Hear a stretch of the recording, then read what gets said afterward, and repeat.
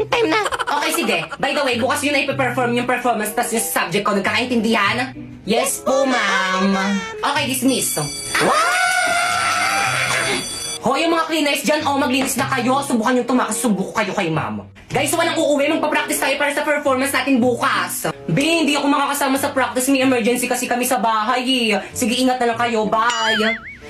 Ako rin, hindi rin ako makakasama. May date kasi ako eh. Pero kabisado ko na naman yung mga script ko. Ako rin, be. Hindi rin ako makakasama. Ang sakit ng puson ko. Ako rin, be. Ako naman may family May dinner basketball kami kami ng mamaya. tropa ko. Hindi rin ako makaka-attend. Ako na pala masakit ulo ko. Nako, huwag na lang tayo mag-practice. Umuwi na lang tayong lahat. Pwede naman, pero ikaw yung sisihin namin kapag wala tayong na-perform bukas, ha? Lo?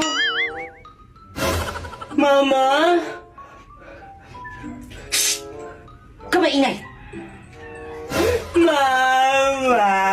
Sabihin ko maingay eh, huwag ka maingay eh!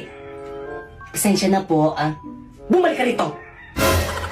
Ano guys, ready na ba ang lahat? Yes, ready, yung mga ready props na. nyo, wala magbabasa ng Hala script ba? Kaya nga may script para basahin eh. Ngayon ba yung performance natin? Ba't di nyo pinaalala sa GC?